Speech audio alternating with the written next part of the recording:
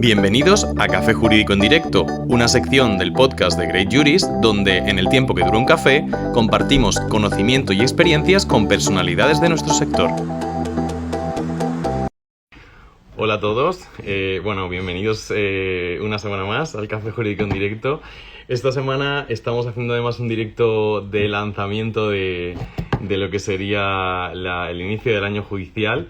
A ver cuánto público tenemos en directo, porque aquí en los despachos estábamos todos los abogados ahí echando horas extras.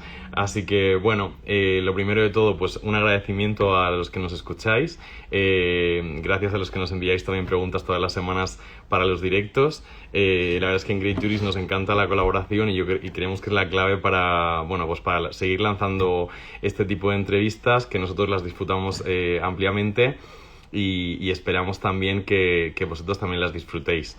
Por lo tanto, hoy además tengo el gusto de hablar con un compañero que además conozco personalmente, que se trata de Javier Torres, que es abogado ejerciente aquí en el ICAM, en la ciudad de Madrid. Me consta, que ahora nos lo contará él también, de que también es abogado en Ecuador, que habéis lanzado también una pregunta por ahí. Y aunque hablamos del derecho de extranjería con la compañera Jessica hace pues aproximadamente unos 2 meses más o menos, que es como el gran desconocido, pues hoy tenemos el gusto de hablar con Javier, que entre otros temas lleva temas de extranjería. Y bueno, pues con este directo vamos a tratar algunos temas sobre el reglamento, que sabéis que se ha modificado este reglamento anteriormente y bueno, muy recientemente, de hecho, incorporando algunas novedades. Entonces hablaremos también de esas novedades y bueno, no os voy a hacer esperar más. A mí me hace muchísima ilusión este directo porque con Javier además tuve el placer de jurar la Constitución. Vamos a darle paso por aquí. A ver si se conecta por aquí. No sé si me escucháis mientras que se va conectando la gente. Vamos a lanzarle la invitación otra vez a Javier. Hola, ¿qué tal? ¿Qué tal, Javier? ¿Me escuchas? Uy, Hola, problemas. muy buenas. Un Ahora segundo. sí. Vamos a ubicarnos por aquí la cámara. Problemas del directo. Vamos a ver. Uy, me parece que Javier está con algún problema de conexión. Los que estáis conectados, no sé si nos escucháis bien. ¿Me escucháis la voz?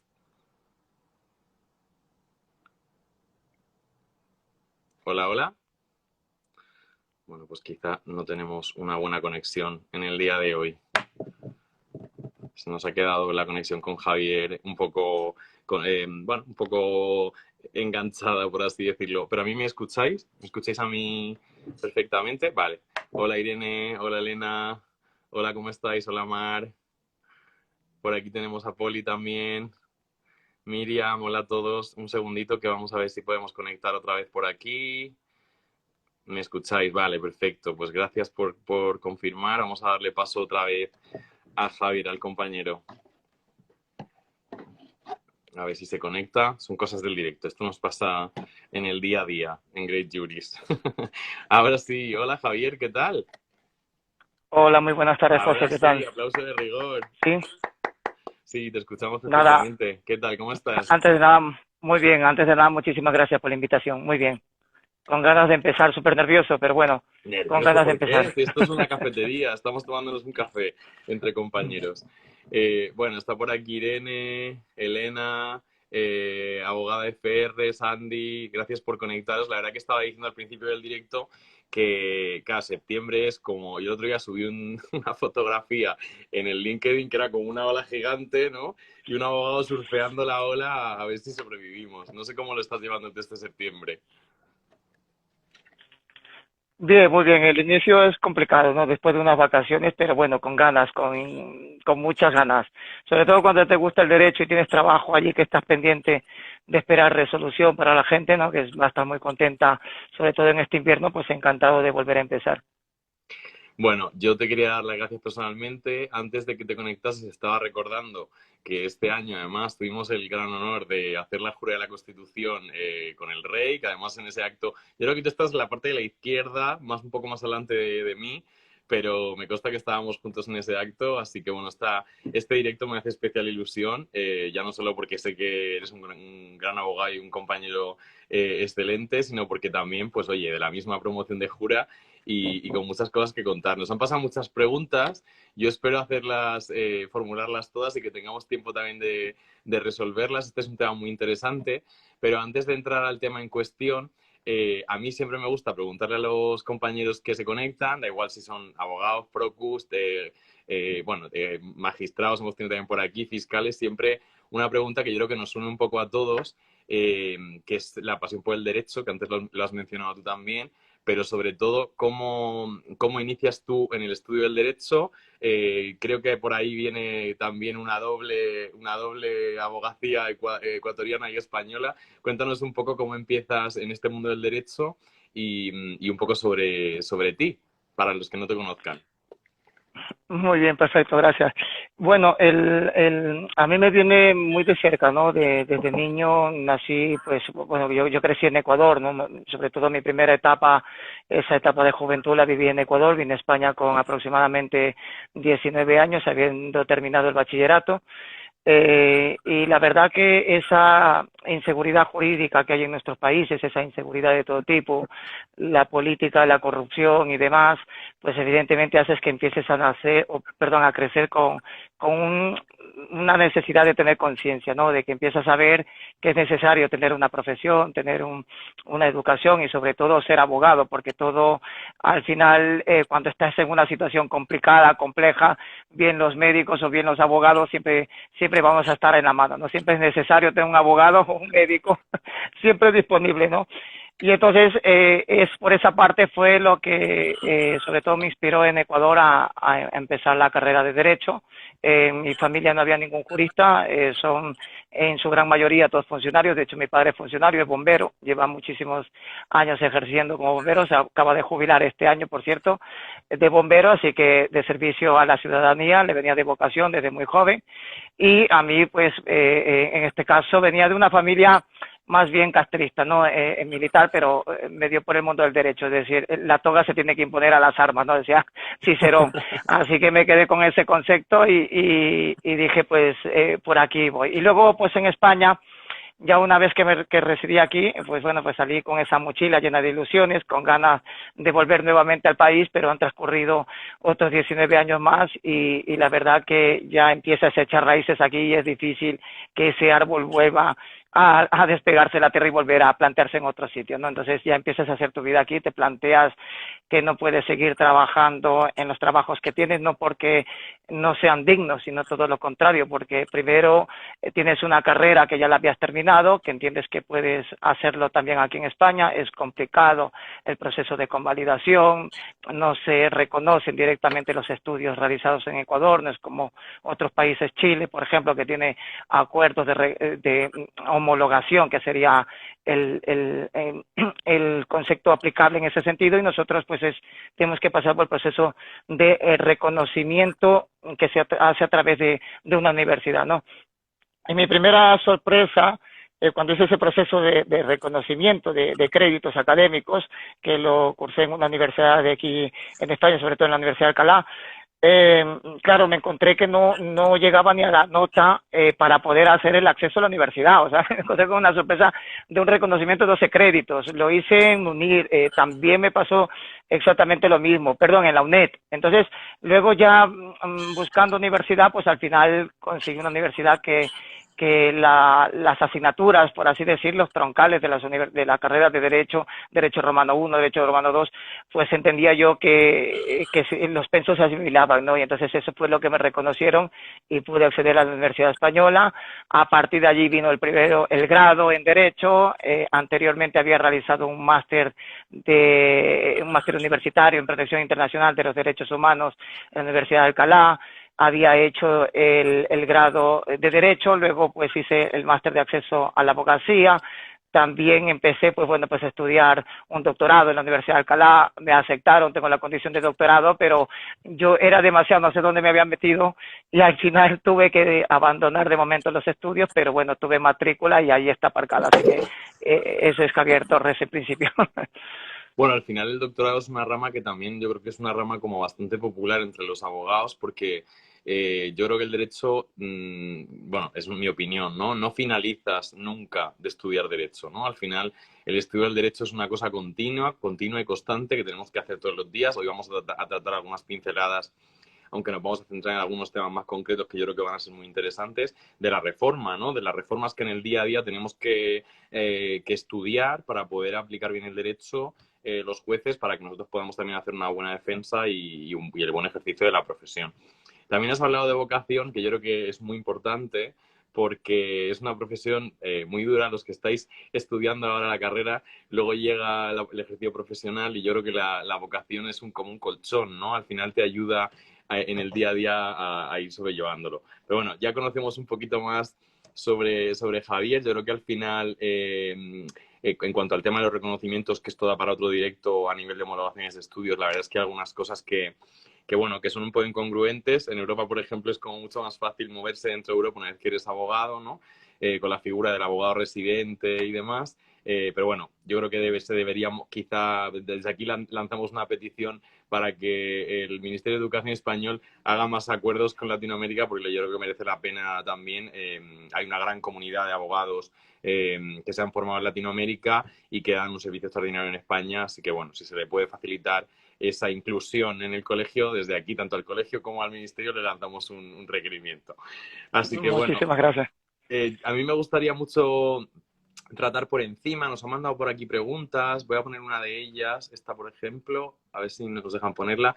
¿Qué requisitos necesito para traer a mi madre de Ecuador? Bueno, esto da para un directo de 3 horas, ¿no? Una de las cosas que estamos haciendo esta temporada de Great Juris también es intentar hacerlo más ágil porque sabemos que escucháis los directos que son más cortos, así que no vamos a entrar mucho en el detalle, Javier, pero sí me gustaría dar un poco como para alguien que, de hecho, la extranjería, lo hablamos con Jessica, ya es un tema que no se trata mucho en las universidades, que es un tema luego bastante de emprendimiento individual de cada uno. Entonces, como no respondiendo a Sandy concretamente, aunque bueno, tómate el lujo de responderle si te apetece, pero a grandes rasgos, ¿cuáles son, digamos, las bolsas de residencias más populares o las que más se piden? Tú que llevas muchos temas de derecho de extranjería, que es un tema muy interesante y últimamente muy demandado también por la ciudadanía en general, que cómo podríamos pintar quizá un escenario así como global, con 4 pinceladas, sin entrar en detalle técnico de lo que es el tema individual, porque si no podríamos estar aquí 2 horas, pero cuáles son las bolsas, por ejemplo,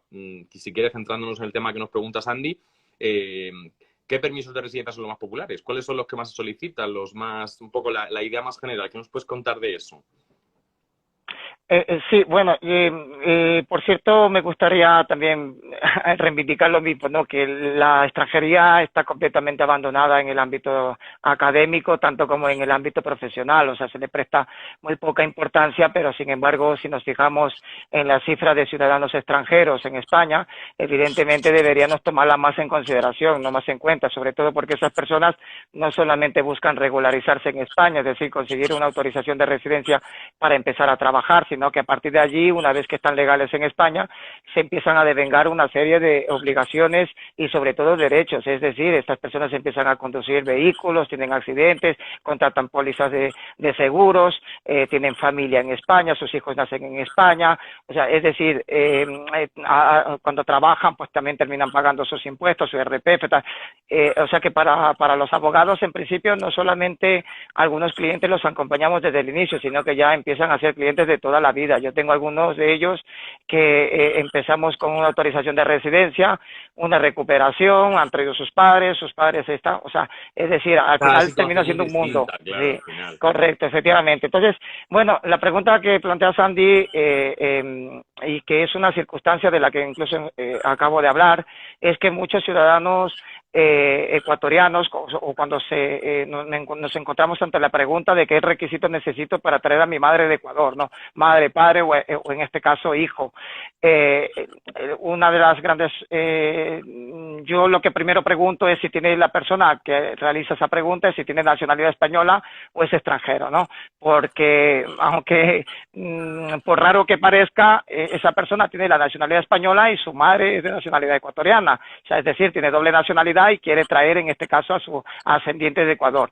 Los requisitos necesarios, si tuviese la nacionalidad española, habría que solicitar un visado de familiar comunitario, ¿vale? Porque esa persona es ciudadano español y por lo tanto habría que solicitar un visado de familiar comunitario que se lo solicita en el consulado del país de origen, en este caso en Ecuador.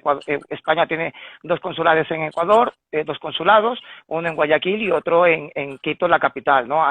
Dependiendo de la circunscripción donde vive esta persona, pues puede solicitar ese visado, ¿no? Y la documentación que tendrá que aportar, si se trata de familiar comunitario, en principio lo que puede o lo que le van a requerir es que tiene que aportar básicamente certificado de nacimiento español, en este caso el certificado de nacimiento de su madre, el certificado, el pasaporte en vigor, el certificado de penales de la madre, tendrá que aportar documentación acreditativa, no de la vivienda, pero sí de los medios de vida. Pero yo aquí, más que los medios de vida, es que tiene que demostrar que ese familiar está a cargo suyo, ¿vale? Es decir, y esto se puede demostrar a través de el envío del justificante de envío de dinero mensual que se realiza, ¿vale? En este caso se pide o se exige que tenga que enviar mensualmente un importe aproximado de unos 405, $410, que es el sueldo básico de un trabajador en Ecuador, ¿vale? Eso es lo que se requiere durante el periodo de un año, es decir, un año anterior a la fecha de solicitud, ¿vale?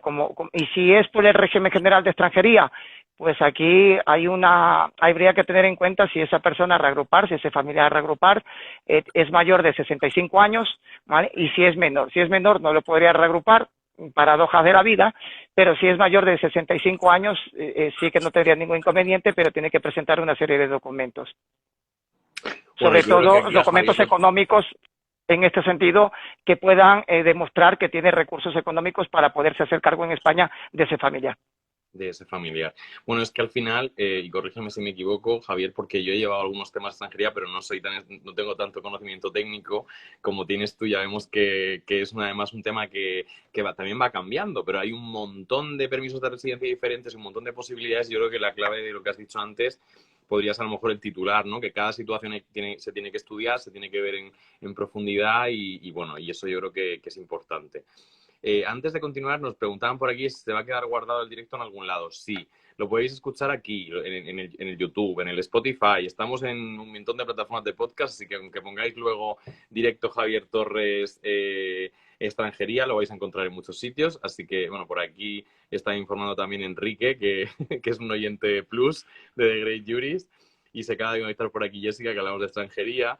Por no repetir también sobre el tema, porque al final comentas y es que podríamos estar hablando, hay un montón de permisos de residencia diferentes, ¿no? Para diferentes situaciones. Y ahí es la clave que se consulte a un abogado experto en extranjería, porque es la persona que te va a asesorar y te va a decir bien cómo tienes que proceder y cuál es el que más interesa a tu situación. Pues sin entrar en muchos detalles, porque por aquí están haciendo unas preguntas muy particulares sobre eso, le podéis escribir un mensajito a Javier sin ningún problema, que os aseguro que os atiende con mucho gusto.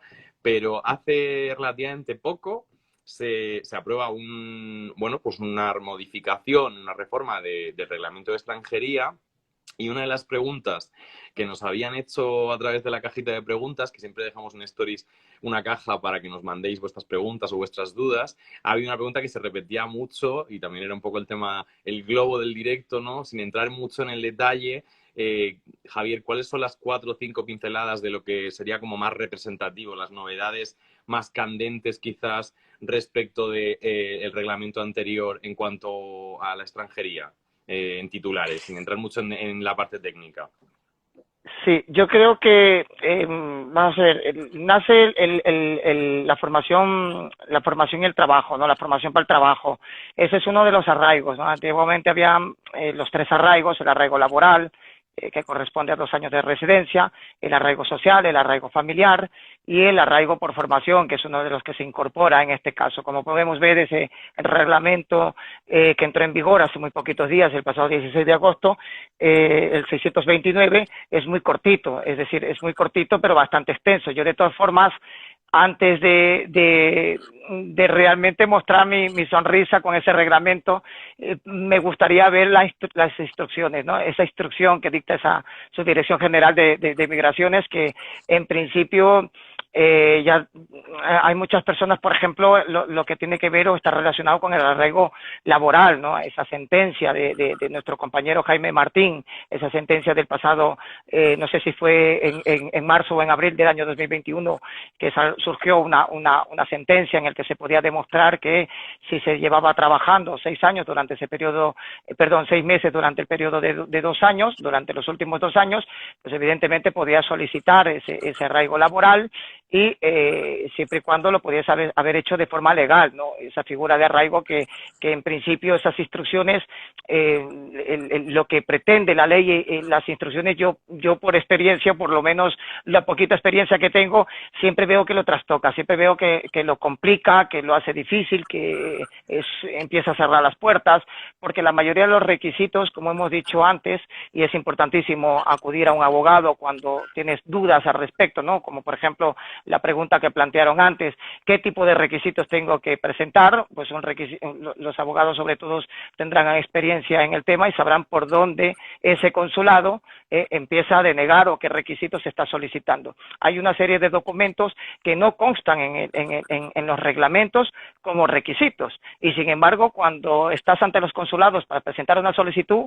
te das cuenta que es un requisito que lo están requiriendo, ¿no? Pero por desconocimiento, un abogado que está en España desconoce cómo funciona la administración en el Ecuador y no puede en este caso aconsejar a ese cliente para que pueda aportar ese documento. Pues es evidente que la resolución en principio le va a salir denegatoria y esa persona termina recurriendo a un abogado para que recurra porque la administración tiene la obligación de subsanar ese expediente antes de resolverlo de forma denegatoria. Pero yo creo que aquí en cuanto a la reforma, yo me centraría no al arraigo por formación o a los nuevos supuestos que han surgido con relación a esta modificación de ese reglamento, ¿no? El que sustituye el 557-2011. Yo me centraría en lo que afecta a las personas que ya están aquí, que son las que tienen un verdadero problema, y es que ya tenemos muchísimas personas en España que tienen un verdadero problema y que no se van a poder acoger a esa formación y trabajo porque sobre todo hay muchísima persona mayor, mucha gente que ya pasa de los 30 a los 40 años, que de formación no quiere ni escuchar, o sea, es decir, porque quizás a lo mejor ya tiene una profesión que es trabajar en la construcción y que sin embargo viene trabajando en esa economía sumergida, pero que no le dan la posibilidad, en este caso, de poder acogerse a ese arraigo. O los mismos solicitantes de asilo. Nosotros tenemos una resolución que ya empieza a verse la otra cara de esa reforma, porque la subdelegación de gobierno, y esto lo digo, yo me escuché al directo de nuestra compañera Jessica que decía hay que ser prudente, pero esta nueva abogacía lo bueno que tiene es que no nos mordemos la lengua, entonces hay que decirlo. La subdelegación de gobierno de Guadalajara interpreta que este solicitante de asilo que solicitó arraigo laboral, claro, no le computa el tiempo de trabajo por los recursos que había interpuesto. O sea, es decir, esta persona le deniegan el asilo y interpone un recurso contencioso administrativo. Ya sabemos todo el mundo que los plazos es una locura, ¿no? Y es uno de nuestros primeros muros a saltar, ¿no? A derribar. Entonces, la administración lo que hace es que le computa el tiempo de trabajo desde el momento en el que él se encuentra en España. Es decir, a partir de allí en el momento de la primera resolución. Y no le computa el tiempo que lleva trabajando esta persona porque la administración entiende que como ya se le ha denegado previamente, ya él se encuentra en una situación de irregularidad y ya no está en situación regular. Entonces, yo lo que pienso que en este caso sería de aplicación, porque el nuevo reglamento, el 629, también tiene una parte de una disposición, ¿no? Que dice que hay que aplicar lo más favorable en este sentido. Y si se venía aplicando un criterio completamente distinto, poco restrictivo en este sentido, habría que aplicar el 557, lo que decía el 557, y el criterio que se venía aplicando a raíz de esa sentencia del año de marzo del 2021 de nuestro compañero Jaime Martínez. Y aquí ya vemos la otra cara de la moneda, ¿no? Entonces ya empezamos a limitar ese acceso cuando evidentemente estas personas pueden suficientemente acreditar, incluso que lleva, en este caso en particular, 1 año y medio de trabajo. ¿Qué pasa con ese año y medio de trabajo? ¿Qué pasa con ese recurso? ¿Tengo o no tengo derecho de presentar ese recurso? Entonces, prácticamente lo que estamos es diciéndole, oiga, no haga uso de ese derecho a la tutela judicial efectiva, no acuda a esa vía de recurso, porque si usted acude a la vía de recurso, en principio, cuando Se va a usted encontrar presente, esto.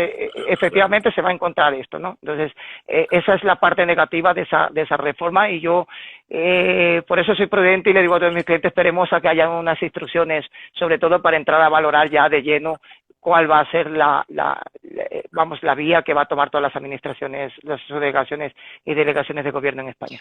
Bueno, decimos delegación del gobierno, pero tenemos que hablar de todos los actores que formamos parte en general de los procedimientos, no solamente instituciones, funcionarios, que son los que dictan las resoluciones, seres humanos al final, ¿no? Estamos aplicando todos los conocimientos de reformas que a veces salen, por así decirlo, del horno, pero no sabes muy bien si está hecha por dentro el croissant o si no, ¿no? Aquí por aquí, cuando hemos hablado de hablar de las irregularidades de la administración, palmas, fuerza, aplausos, Jessica nos dice sin filtros, claro que sí, ánimo, bueno, al final es una cuestión también de reivindicar también, y de hecho esto lo quiero enlazar con otra de las preguntas que nos han pasado los compañeros que nos siguen. Que y la tiene recuperación de residencia de larga duración, prometo no cortarme ni un pelo en este sentido. Vamos a llegar a ese pastel ahora, pero sí que me gustaría formularte una pregunta que luego la vamos a enlazar, creo que viene muy al caso, ¿no? Claro, cuando nos decían en la facultad irregularidades de la administración, chicos y chicas, para los que estéis estudiando, esto no es solo un concepto teórico, es algo a lo que nos enfrentamos en el día a día, precisamente porque, como comentaba Javier, y como estábamos comentando en este momento también los que nos seguís, pues somos personas, ¿no? Un LAG es una persona, un funcionario que resuelve es una persona, ¿no? Y estamos aplicando muchas veces, no solo reglamentos, leyes que salen del horno y que no sabemos muy bien si un caso y el otro, o se reforma una parte de la ley pero la otra se queda pendiente y ahí hay unas contradicciones. Bueno, este es el mundo del derecho, chicos, estudiantes y estudiantas de derecho, en el día a día son estos dolores de cabeza. Entonces, aquí sí que me gustaría enlazar con la pregunta que nos habían hecho, que tenía un poco que ver con ese descontento, pero especialmente, como tú decías, en ese abandono con respecto al derecho de la extranjería. La pregunta era si tú consideras que este colapso que parece que se está dando en el derecho de extranjería a todos los niveles, empezando por los asilos, pasando por las residencias, nacionalidades, si tú crees que son irregularidades que se han agravado a causa de la crisis de la guerra que desafortunadamente estamos viendo en Europa, en Ucrania. En mi opinión personal y lo que yo puedo, de hecho, acreditarlo, yo siempre, algo que se puede acreditar, se habla, por supuesto, sin ningún tapujo. Yo pienso que no. Esto ya viene desde muy atrás, en el ámbito de extranjería, porque me toca a mí de lleno, he sido un extranjero y me he metido es algo prácticamente que forma personal, parte de mi ADN, efectivamente. Entonces, esto viene desde muy atrás. La administración es un mundo paralelo a nosotros. E incluso, de hecho, yo siempre pido respeto y dignidad para la abogacía, porque somos quienes tenemos que dar la cara a nuestros clientes y quienes son, sobre todo, los usuarios de la administración. Es que la administración se olvida que son los usuarios de la administración y que la administración, en cierta parte, se debe y que debe cumplir unas normas por esa garantía jurídica, ¿no? Y que en este caso en concreto, pues incluso en algunos casos nos afecta a nosotros en el ejercicio de nuestra profesión, porque eso afecta a la credibilidad. Yo lo pienso así desde este punto de vista. Cuando tengo que contarle a un cliente que se ha dictado una resolución, y esto puedo hablar de un caso en concreto, voy a intentar ser lo más breve posible para que podáis comprender a ver qué es lo que pasa con esto. Presentamos un arraigo social el año pasado, a primeros de año, no sé si fue abril o mayo del año pasado. A día de hoy no tenemos resolución, estamos 8 de septiembre, está resuelto. Nosotros hemos mandado por todos los conductos oficiales y demás, porque cada vez nos van limitando más acceso de comunicación con la administración. Primero nos recuerdan siempre que tenemos la obligación de comunicarnos con la administración de forma electrónica, por lo cual entendamos que nos están diciendo por aquí ni aparezcan. si eres abogado no aparezca por la administración, comunícate de forma electrónica, pero de forma electrónica han desaparecido los números de teléfonos, es un calvario llamar a un número de teléfono, tenemos que gastar lo poco que tenemos de nuestros recursos y de nuestro tiempo, somos un solo abogado, a veces componemos abogados, este es un gran despacho, no es una persona que coge el teléfono, la mensajería, que escribe, que llama, que tiene que partirse en dos para poder llegar, La ¿no? realidad de la A abogacía cubrir. al final, el día a Esa día. es la realidad de la abogacía al día a día, ¿no? Claro. Entonces, esa parte que nosotros no contamos con los recursos que cuenta la administración, si bien es cierto son seres humanos, son personas humanas que pueden tener y que se trata a veces de incluso de errores involuntarios, pero ves que esos errores involuntarios son consecuentes y que no tienen ninguna consecuencia, por lo tanto causó un perjuicio. ¿Y cuándo afecta la credibilidad del abogado? Pues cuando tengo un cliente que se presenta un expediente, nosotros previamente hacemos nuestro trabajo, revisamos la documentación y le decimos al cliente esta documentación es correcta y encaja en este perfil, en este tipo de arraigo. Se presenta esa documentación y luego dice la administración que no te lo acepta. La primera consecuencia de falta de credibilidad, porque como siempre somos abogados los que no sabemos supuestamente para la administración, no sé si a alguno le ha pasado, entonces el cliente ya en cierto modo te dice, oiga, es que yo presenté todo lo que usted me dijo. Y efectivamente, no solamente lo que nos dijo, sino lo que exige en este caso la ley. Claro. Pues lo presentamos. Luego dices a la administración que evidentemente si faltaba algún documento de los que me cita en esa resolución denegatoria, la ley también establece que hay un periodo de plazo para subsanarlo. ¿Por qué no me concedió ese periodo de plazo? ¿Qué dice la administración? La administración en principio no resuelve en contra o a favor de lo que tú manifiestas. Reabre el expediente sin decirte el motivo ni el por qué ha adoptado esa decisión anterior, sino que te requiere la documentación que ellos consideran para justificar la tramitación del expediente. Aportas esa documentación en el plazo de 10 días porque los abogados siempre tenemos que cumplir con los plazos. Ellos nunca, pero nosotros siempre. Y el ciudadano por lo consiguiente. Presentamos esa documentación, el expediente continúa su trámite, tarda otra vez otros 3 meses en resolverse ese recurso de reposición. Una vez que ya se ha resuelto ese expediente, no se te comunica al abogado, sino primeramente se cuelga en la plataforma y se dice, oiga, ya está aceptado, por lo cual incluso hay veces en las que los propios clientes que están desesperados después de 8 meses, esperando que se tramite un expediente que dice la ley que tarda 3 meses, y que entendemos que por la situación actual de COVID y demás puede hacer que hayan dificultades para que esto no pueda ir con la premura que esto amerita, pues evidentemente, claro, efectivamente, lo entendemos, pero 8 meses ya es bastante. Entonces el ciudadano está todos los días, el cliente está mirando a ver si le han aceptado o no le han aceptado, o a ver si el abogado es que le está mintiendo y no se ha enterado. Y efectivamente resulta que ese día no se ha entrado a mirarlo, porque lo habías visto ayer y hoy no puedes mirarlo, pero ya te llama el cliente y te dice, oiga, abogado, que ya está resuelto mi expediente. Usted no me ha dicho nada. Y te comunicas con la administración a pedir en este caso, un duplicado. Un duplicado de algo que ni siquiera tú has visto ni que tampoco se te ha comunicado. ¿Qué te dice la administración?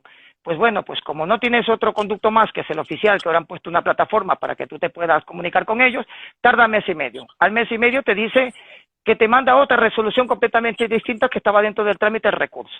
Y tú le vuelves a repetir otra vez en la misma respuesta, le contestas y le dices, oiga, que yo lo que quiero es la resolución definitiva, porque el expediente está resuelto con fecha tal.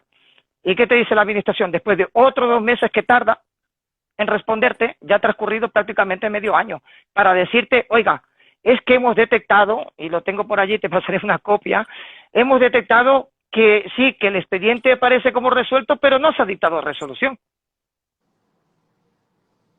Claro, entonces ¿tú qué le cuentas a tu cliente?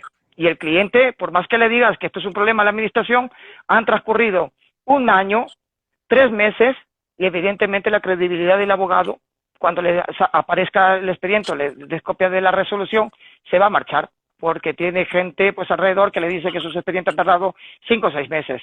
Y al final, ¿quién pierde en este sentido? Pues no la administración, porque no tiene ningún tipo de responsabilidad, pero sí nosotros en cuanto a nuestra credibilidad. Por eso a veces pido al menos un mínimo de respeto, que se nos habilite un correo electrónico para profesionales, un número de teléfono para profesionales. Yo pienso que con todo lo ocupado que estamos, no vamos a estar todos los días llamando a la administración y escribiendo correos electrónicos. Lo que queremos es que se nos resuelvan los expedientes o que se nos atienda y cerrarlo cuanto antes, ¿no? Que quitarnos sobrecarga de trabajo.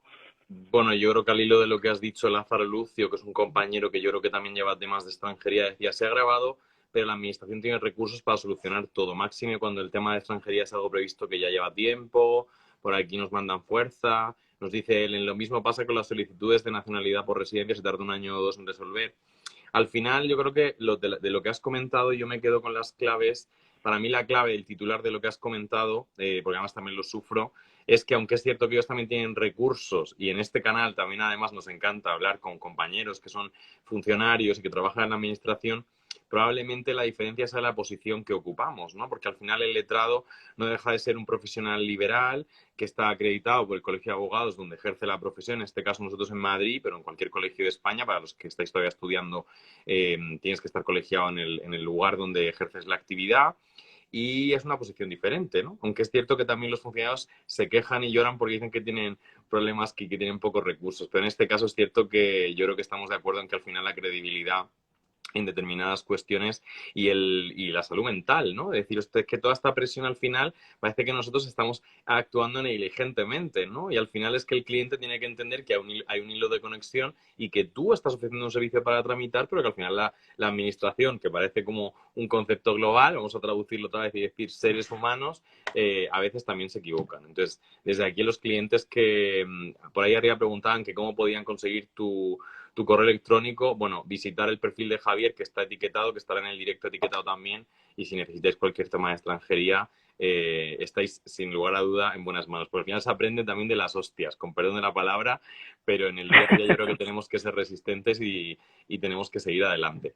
Al hilo de lo que comentabas antes, sí que es cierto que nos habían formulado muchas preguntas puntuales sobre documentos de arraigo y ese tipo de cosas. Yo creo que al final lo mejor, por cuestiones de tiempo también, es que ese tipo de cuestiones las lancéis directamente a Javier en privado. Pero a mí me gustaría tocar un tema que además, como somos amigos y además compañeros, lo hemos hablado por el Instagram y por el WhatsApp, de una cuestión que además, por lo que me comentabas, viene siendo algo que también es interesante reivindicar, y es el tema de la recuperación de las residencias de larga duración, en este caso de las personas que, para los que no lo sepáis, tenían ya concedida una residencia de larga duración y la quieren recuperar. Si quieres podemos empezar un poco dando un highlight, como dicen en YouTube, sobre lo que son las residencias de larga duración y luego entrar en detalle, que nos cuentes un poco sobre esta situación.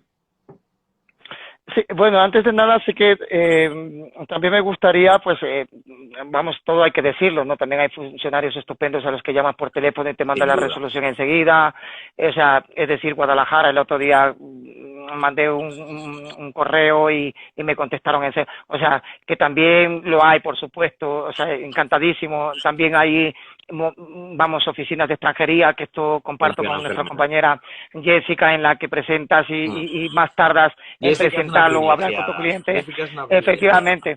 Pero mira, aquí a Jessica yo recuerdo de su directo también algo muy bueno que lo dejo allí al colegio, pues ojalá nos esté escuchando alguien del colegio, que haga una reunión para los que nos dedicamos con extranjería con los funcionarios de extranjería de Madrid, que sería muy bueno, que eso también lo puso Jessica allí en el escaparate, y también me parecería que estaría muy bien, ¿no? Tratar este tema de tú a tú con ellos, ¿no? Personalmente, o sea, que lo dejo allí por si acaso alguien nos está escuchando y no lo puede tener en cuenta. Escuchar los problemas mutuos, desde luego. Efectivamente, o sea que todo el respeto a todos los funcionarios, por supuesto, entiendo las carencias que puedan haber, pero hay veces hay cosas que evidentemente no solamente, sino que para el respeto, para la credibilidad del abogado, yo creo que son necesarios que todos nos pongamos de acuerdo. Al final somos colaboradores jurídicos. Y un tirón para el Consejo General del Poder Judicial, que empezó el año judicial ahora mismo, ¿no? Pero el gran ausente yo pienso que es la abogacía. Deberíamos estar allí porque también somos parte, ¿no?, de la justicia en España, y parece que nosotros somos los grandes olvidados en el inicio de ese ciclo, ¿no? Dicho eso, antes de que pueda tener más gente en contra que a favor, voy a empezar con la recuperación de residencia de larga duración. Para que se entienda, una recuperación de residencia de larga duración es cuando una persona ha permanecido más de 5 años en España, o para un titular de una autorización de residencia Unión Europea. Estas autorizaciones de residencia de larga duración empiezan a perder su vigencia, es decir, ya no te permiten retornar a España si has permanecido más de 12 meses consecutivos fuera. Es decir, voy a poner el ejemplo de Ecuador, ¿no? Utilizando en este caso Ecuador. Pero esto sirve para cualquier otro país, o sea, para Colombia, yo he tramitado o he acompañado a clientes en la tramitación de este tipo de autorización en Colombia, en Perú, en Bolivia, o sea, es decir, que sin ningún tipo de inconveniente es el mismo procedimiento. Este procedimiento de recuperación de residencia de larga duración se establece para ese tipo de personas, es decir, me marcho para Ecuador, permanezco allí 12 meses, oye, y no he vuelto a España. ¿Quiero volver a España? Pues puede recuperar esa autorización de residencia, si es de larga duración, la puede recuperar. Transcurridos 12 meses, esa autorización de residencia se ve extinguida y se puede recuperar. ¿Cuál es el procedimiento o el proceso para poder recuperarlo? Pues es presentar una solicitud en el consulado del país de origen. Es decir, no se puede presentar en España si el interesado está en su país de origen. O sea, nosotros como abogados no lo podríamos presentar en España porque esa persona está en Ecuador. Entonces lo tiene que hacer a través del consulado. Presenta esa solicitud en el consulado, presenten una serie de documentos que se le requieren para ese tipo de solicitud y esa solicitud lo que hace el consulado es que la envía, ¿vale? La envía a España y en España, una vez estando en España, pues la administración resuelve. ¿Cuál es la administración que le corresponde a esta persona? Pues la administración que le corresponde en este caso es la administración que está situada en el último domicilio donde reside esa persona. Es decir, yo residía en Madrid y me marché para Ecuador. Pues tiene que ser Madrid quien resuelva sobre esa solicitud. Y tiene igualmente 3 meses para resolver. En el caso de que la resolución sea favorable, así lo cita textualmente el reglamento 557/2011. Pero yo pienso que no solamente cuando sea favorable, sino que cuando sea favorable, cuando sea desfavorable o cuando haya que subsanar algún defecto, que aquí voy a empezar a ponerme serio con la administración, pues evidentemente debería ser el consulado la conexión. Porque aquí se da la paradoja, ¿no? Entonces, primero voy a presentar el procedimiento, luego ese procedimiento, si es favorable, se comunica a esa oficina consular, la oficina consular se entiende que tiene que tener contacto con el interesado, se le comunica la resolución, él extiende un visado para que pueda venir a España, ¿vale? O sea, esa persona no viaja con su tarjeta ni con su autorización de residencia, sino con un visado en el pasaporte y viene a España. Una vez que está en España tiene un plazo de 2 meses para solicitar lo que es la TIE, la tarjeta de residencia, el plástico, vamos, y una vez que tenga el plástico, así en España es muy fácil, que se llama la segunda fase de ese procedimiento, ¿no? Aquí en España lo que tiene que hacer es solicitar cita en la comisaría de policía de su domicilio para poner las huellas. Pone las huellas y ya está, o sea, y ya tendría resuelto la recuperación de residencia de larga duración. Ahora bien, aquí hay que yo pensé que se iba a abordar, por eso digo que esta reforma es bastante pobre, porque aquí, atendiendo a los que ya están en España o a los que ya han residido en España, que tienen bastantes problemas y que pensamos que este Real Decreto 629 iba a solucionarle la vida, no. Resulta que hay personas menores de edad que fueron reagrupadas en su momento por esos progenitores que estaban de forma legal en España. Ahora, ¿qué sucede con esas personas que han viajado con sus padres y han alcanzado la mayoría de edad en sus países de origen? No pueden recuperar esa residencia de larga duración. ¿Por qué? Porque los reglamentos no lo recogen como tal. Entonces, ¿cuál es, en este caso, lo que pueden hacer estas personas? Pues si soy mayor de edad, había sido reagrupado, es decir, ¿y cómo me doy cuenta que yo he sido reagrupado? Pues oye, soy titular de una autorización de residencia de larga duración y por la parte de atrás dice, depende de mi madre o de mi padre, que es a cargo de quien estaba en España, pero ha alcanzado la mayoría de edad en Ecuador, pero era titular de una autorización de residencia de larga duración.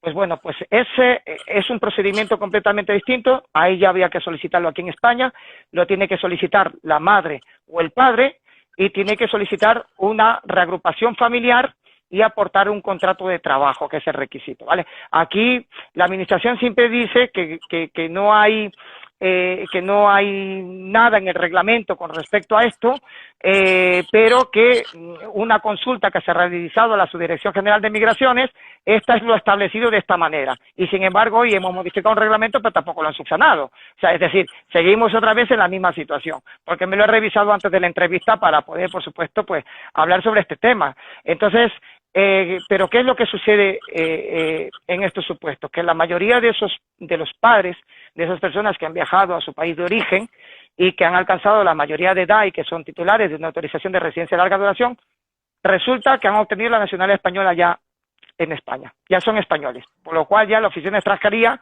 ya no pueden acercarse porque no son extranjeros, son ciudadanos comunitarios. Y entonces ahí empieza el problema. Y ahora, ¿qué hacemos con estas personas que se han quedado descolgadas de la situación real? Entonces yo pienso, por eso quería, antes de lo nuevo, que yo pienso que lo tenemos que abordar más adelante, porque es cuando podemos hablar realmente de los problemas que van a surgir, me gusta hablar ya de los problemas que hay, ¿no?, en este sentido. Entonces aquí en este caso la ley no contempla nada al respecto. Y tenemos allí un vacío legal que deja en indefensión a todas estas personas. Y yo pienso que habría que de alguna manera elevar un poco la voz para que estas personas pudiesen de alguna manera pues recuperar esa titularidad que tenían pues cuando residían en España y que por supuesto en el caso de que sean, es que aquí es la paradoja, ¿no? Siendo ciudadano español ya no puede reagrupar a ese hijo, pero siendo extranjero sí que le puede reagrupar, ¿no? Entonces, pero sigue siendo el mismo padre, lo único que ha cambiado es que ha adoptado la nacionalidad de otro país y sin embargo conserva esa doble nacionalidad, ¿no? Aquí hay cosas que evidentemente no se entienden, ¿no? Y es la forma en la que se produce. Yo aquí veo bastantes deficiencias y aquí sí que me quejaré un poco en el sistema. Me gusta mucho quejarme sobre todo por lo que yo veo. Yo he recuperado un procedimiento que tenía por aquí, perdonadme que sea muy extenso, pero nos va a poder ayudar a entender cuál es la situación. Fíjate que yo tenía unos clientes que habían solicitado la recuperación de residencia de larga duración en el Consulado General de España en Guayaquil, en el año 2016, ¿vale? Un matrimonio que había vivido ya aquí muchísimos años en España, llevaban 10 años viviendo en España, se habían vuelto titulares de autorización de residencia de larga duración, que se había renovado una segunda vez. Cuando llegan a Ecuador, resulta que presentan la solicitud en el consulado, la envían supuestamente el consulado a la subdelegación de gobierno de Murcia. Y lo que hacían las subdelegaciones de gobierno antes es que primero las extinguían. ¿Completa? ¿Vale? O sea, sí, las extinguían y luego te mandaban esa resolución que quedaba extinguida para que tú puedas formular la solicitud de recuperación.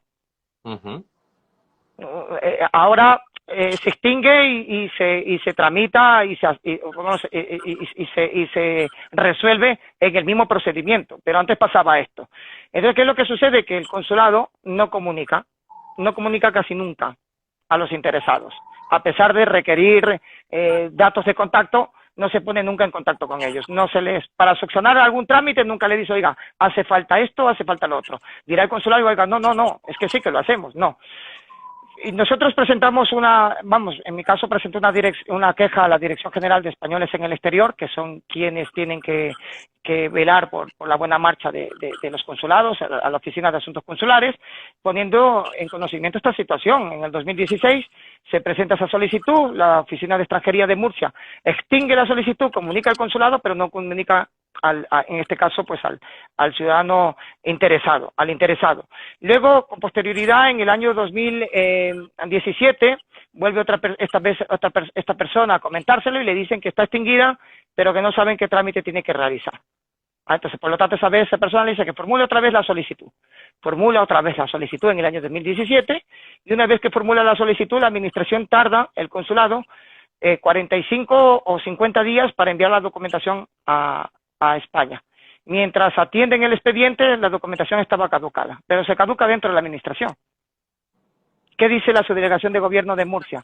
Que la documentación está caducada, que le da igual si se ha caducado y es un problema del Consulado General de España en Guayaquil, que no ha tramitado rápido su expediente.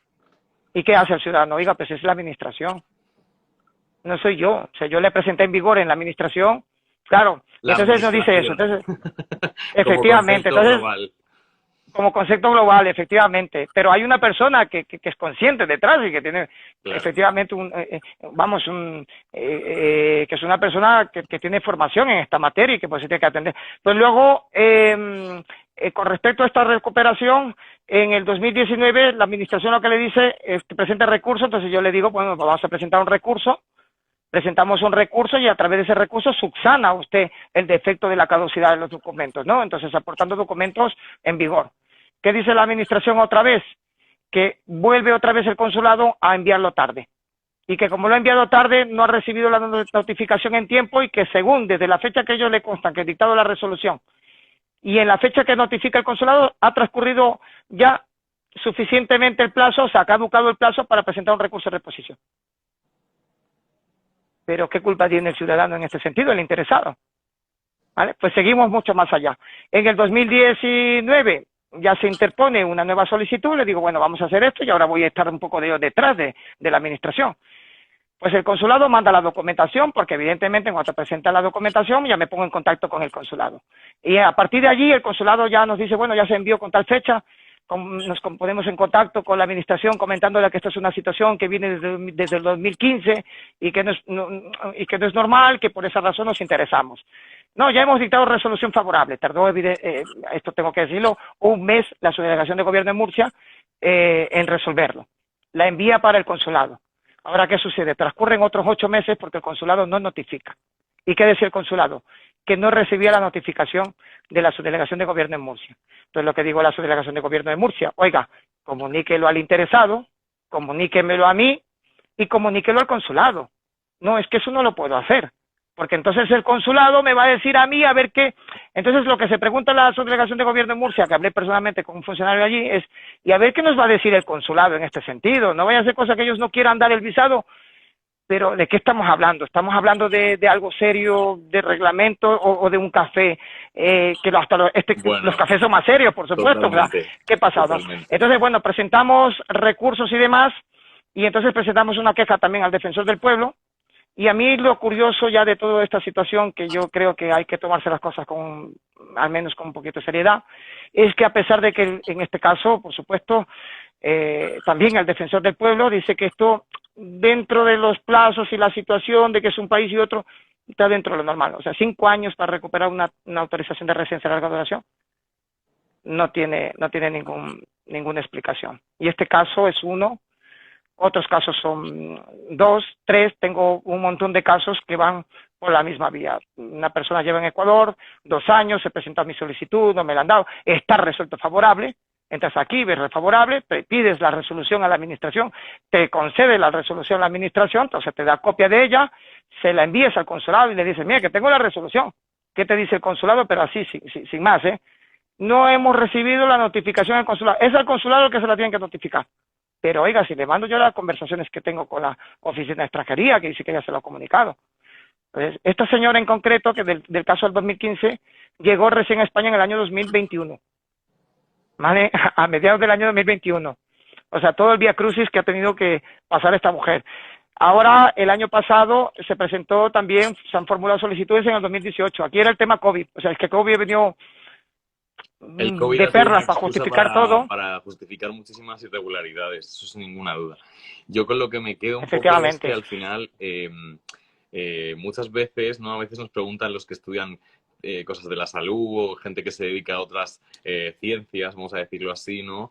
Que por qué es tan complejo y tan pesado, ¿no? Al final el derecho, yo tal y como lo veo, estamos como... Hay muchos procedimientos que tienen que aplicar funcionarios, a veces hay cosas que no están reguladas, esos vacíos legales. Pero a mí me gustaría, aparte de hablar de lo que hemos hablado hoy, que me parece muy, muy, muy importante poner en conocimiento las irregularidades, porque si no, no se solucionan nunca. O sea, nos podemos tirar en un procedimiento 5 o 6 años por una cuestión de que a lo mejor esto no lo hemos conectado con esto y en esa ley hay un artículo que se podría contradecir con una situación excepcional que a lo mejor surge como novedosa, ¿no? Yo creo que al final, espero que todos los que escuchen el directo del día de hoy, que se quedará guardado en todas las plataformas, se queden con esta idea de que tenemos que manifestar, como ha hecho hoy aquí Javier con nosotros, estas irregularidades, porque si no se cuentan, no existen, y si no existen, no se van a resolver. Y luego, por otro lado, no sé si te parece bien, pero voy a rescatar la palabra de Jessica, que es una gallega, que es una mujer muy de diálogo y de botón jurídico, que ha sido funcionaria y ahora se dedica a la abogacía. Yo creo que al final a mí me gustaría pensar, pues si no estaría todo el día de mala leche, que la administración, que en general los funcionarios tienen buena fe igual que nosotros, ¿no? Y que efectivamente los recursos existen para subsanar problemas o malas interpretaciones de un hecho que a lo mejor se expresa de una forma diferente, ¿no? Que a veces un tecnicismo puede marcar la diferencia. Pero el deseo que, no sé si estás de acuerdo conmigo, Javier, que tenemos que quizá elevar un poco más la comunicación, que yo creo que la nueva abogacía y con estas plataformas también lo estamos consiguiendo, ¿no? Comunicarnos, hablar entre compañeros, aprender. Yo he aprendido hoy muchísimo de ti y de la experiencia que nos has compartido. Creo que los que nos van a escuchar también lo van a hacer y así es porque creo que tiene que ser la filosofía de un podcast jurídico y así lo hacemos en Great Jurist. Entonces, antes de finalizar, porque se nos ha pasado la hora, volados, son menos 4 minutos, decía por aquí, excelente abogado, le encanta comunicar, un directo excelente con un tema bastante relevante como es la extranjería, sin ninguna duda. A mí me gustaría, aparte del diálogo, que yo creo que es una iniciativa que podemos, bueno, podemos poner de alguna manera encima de la mesa, ¿no? Para comunicarnos y ver cómo lo solucionamos. Una pregunta que nos han hecho por ahí es si todas estas irregularidades que se dan en extranjería, pero también en otros procedimientos de otras ramas, ¿no? ¿Qué ideas podemos a lo mejor brindar, quizás tú desde el punto de vista de la extranjería, no sé, un coloquio, qué ideas podemos brindar o podemos poner encima de la mesa para que esto mejore? Porque al final la queja está fenomenal, pero a lo mejor podemos tomar las riendas como abogados y decir, oye, pues vamos a hacer algo en el colegio, vamos a hacer algo allí y vamos a hablar de este tema y nos vamos a poner de acuerdo, ¿no? ¿Qué podemos hacer para que eso mejore? Bueno, creo que se ha quedado Javier por ahí. Es que ahora me escuchas, Javier. ¿Me oyes ahora? Perdona, creo que no tengo una llamada. Sí, ahora mismo sí. No, que te preguntaba que al final cómo podemos hacer desde la posición de abogados, evidentemente no somos funcionarios, ni somos el legislador, ni somos el ejecutivo, somos abogados, ¿no? Pero un deseo que nos puedas compartir, pues si nos están escuchando por ahí, sobre cómo podemos hacer que estos procedimientos sean más ligeros y hay un interés real porque esto suceda y en el caso de que no, ¿cómo podemos hacer para mejorar, ¿no? Para hacer que esto funcione mejor en el futuro. En este caso, este tipo de procedimientos de extranjería.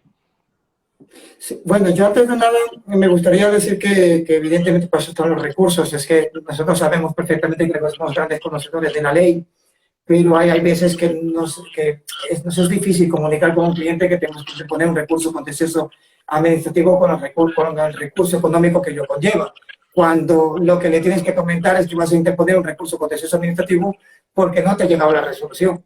Cuando llega a valorarlo un juez, ¿qué te dice? Pues que esto no, es que es una cuestión que no sé cómo lo va a resolver, porque al final es una cuestión de carácter administrativo, es una falta de voluntad, pienso yo, porque a pesar de tantos correos electrónicos que haya podido cursar con la administración, esa buena voluntad, yo siempre insisto, hay funcionarios magníficos, hay gente, yo creo que todos son buenos, también entendemos la sobrecarga de trabajo, que están todos quemados, pero yo pienso que hay que ayudarnos unos a otros y sobre todo al ciudadano, que es el primer interesado en resolver su situación personal, ¿no? Esa situación que no le deja, en principio, pues, obtener ese derecho, que para eso acude a la ley, ¿no? Y luego, por otra parte, a mí, por ejemplo, lo de la nueva abogacía, a mí lo que me parece bueno de la nueva abogacía es que tenemos una forma de familiarizarnos, de compañerismo, que yo no lo vi ni en la práctica con un señor que llevaba ya 40 años y yo que pensé que digo, llevaba 40, pues voy a tener el cajón abierto, ¿no? Todo lo contrario, cerrado. Yo me identifico plenamente con esa nueva abogacía, con el concepto de nueva abogacía, ¿no? Que somos más abiertos, más colaborativos. Lázaro Lucio, que es un compañero de Baleares, pues es una persona que es magnífica, o sea, tú le puedes llamar y cualquier duda te resuelve, cualquier cosa. Me preguntabas antes quién es Javier Torres, yo también diría que soy un compañero al que se le puede llamar entre compañeros las veces que haga falta y que se le puede consultar todo, por supuesto. Y si lo tengo ya a mano, hay algunos compañeros que le puedan con la información completa. Esto es así, o sea, esto no es cuestión de me va a quitar clientes o yo tengo que ser mejor, no, esto es una cuestión de que evidentemente si la otra persona me puede echar en la mano en un procedimiento completamente distinto, pues sí, efectivamente. ¿Qué cambiaría yo del ámbito de extranjería? Creo que tiene que haber, insisto, sobre todo por la dignidad, por la credibilidad de los abogados, por el respeto a la abogacía, que al final somos quienes damos la cara a la administración y quienes damos la cara a los clientes, ese intermediario que al final se lo come todo, se lo come todo sin ganar lo suficiente, como suelo decir yo. Yo creo que por parte de la administración tienen que ser más conscientes que hay que habilitar vías de comunicación. Esto no puede ser, que mandemos un correo electrónico para solicitar un duplicado y tarden 2 meses en ponernos un duplicado a disposición. Tiene que haber un número de teléfono, insisto, nosotros creo que tenemos bastante carga de trabajo y no vamos a estar todos los días molestando el teléfono. Oiga, bueno, el que llamaba para darle buenos días. No vamos a hacer eso, ¿no? Porque tenemos bastante trabajo que hacer y sobre todo tenemos también que conciliar nuestras vidas personales y al igual que las personas que llevan la administración. Entonces, yo lo que sí que abogo, sobre todo, insisto, el colegio debería implicarse también. Creo que la rama de la extranjería, aunque es alguna rama que va mucho más práctica, no deja de terminar en muchos casos, en muchos asuntos, como el tema del arraigo laboral, que gracias a este compañero, que lo vuelvo a citar a Jaime Martín, porque me parece una persona brillante, sobre todo valiente, que ha defendido una teoría que tenía una tesis, y esa tesis al final le han terminado la razón al Tribunal Supremo, ha sentado jurisprudencia, pero vemos cómo la administración rápidamente ha tardado muy poquito en reformar ese reglamento para que ya esa sentencia no sea de aplicación y endurecer un poco las condiciones, o sea, que no nos cuenten a nosotros a esta altura de la película una historia, Una historia maravillosa, que no se pero corresponde con la poco realidad. Efectivamente, entonces yo creo que también desde el colegio, las asociaciones de jóvenes abogados también deberían abrir coloquios, esto que hacemos tú y yo, que hayan salas en las que podamos participar, dar nuestros puntos de opinión. A lo mejor algunos siempre dicen, no, presenta recursos. Yo también lo he hecho en alguna ocasión. O no, no te preocupes porque esto te lo resuelven así. Y a veces también hay que ponerse en la piel del otro compañero, porque hasta que no te toca, no sabes realmente lo que puedes padecer. Y yo pienso que eso es lo que habría que hacer. Creo que desde el Colegio de Abogados hay que dar un toque de atención, hay que decir, oiga, esto no puede continuar de esta manera. O sea, el mismo formulario que utilizan todos los ciudadanos, utilizan los abogados. ¿Dónde está la dignidad del abogado? O sea, que yo pienso que en otros campos de la abogacía, por ejemplo, pues registradores de la propiedad, la propia administración, lo que se dedica al tema fiscal, hay enlaces de conexión con la administración y funciona bastante bien. ¿Por qué aquí no? O sea, yo creo que debería tomarse un poco más en cuenta. Bueno, Y sobre todo con más seriedad. sin ninguna duda, yo me voy a quedar con esto. Creo que la comunicación la han repetido por aquí. Lázaro decía que nos juntemos en el Congreso de la Abogacía de Mallorca el 31 y 1 de octubre. Maravillosa charla, chicos. Excelente entrevista, saludos cordiales, que es el inicio de muchas entrevistas. Desde luego que sí, desde aquí lo vamos a seguir haciendo. Muy buena entrevista, gracias por la entrevista, un directo excelente. Bueno, nosotros lo hacemos con muchísimo gusto y además Great Tourist es la comunidad, o sea, al final es el compartir de la nueva abogacía. Yo creo que es importante en esta era también que estemos en el día a día abiertos a seguir aprendiendo y a seguir mejorando en el día a día. Y desde aquí esas iniciativas que comentaba Javier las vamos a seguir reivindicando bueno, pues para que mejore el funcionamiento de la justicia, para que todos los operadores podamos seguir trabajando con dignidad y sobre todo para mejorar la sociedad, que en parte es una de las cosas que implica, yo creo, la vocación de ser abogado. Javier, me gustaría, estamos fuera de tiempo, pero es que ha sido un directo increíble. Muchísimas gracias por compartir hoy con nosotros en el día de hoy este conocimiento que estoy completamente seguro que va a ser de gran utilidad para todos los compañeros. Por aquí veo un montón de palmas y cienes y cosas. Gracias a todos los que os habéis conectado en el día de hoy para compartir con nosotros esta charla. Y nada, me queda solo darte las gracias y decirte que a ver cuando nos tomamos una cerveza, que ya está bien. Por mi parte, primero, muchísimas gracias por tomarme en cuenta y gracias a la gente por ser paciente en escucharnos, ¿no?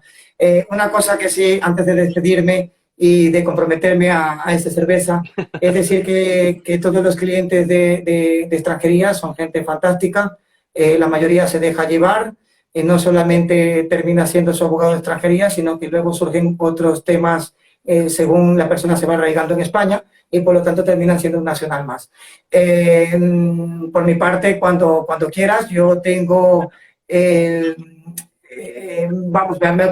una invitación pendiente allí, que me has invitado, que he ido muchas veces, pero no sabía que tu despacho estaba ubicado allí en Plaza de Castilla.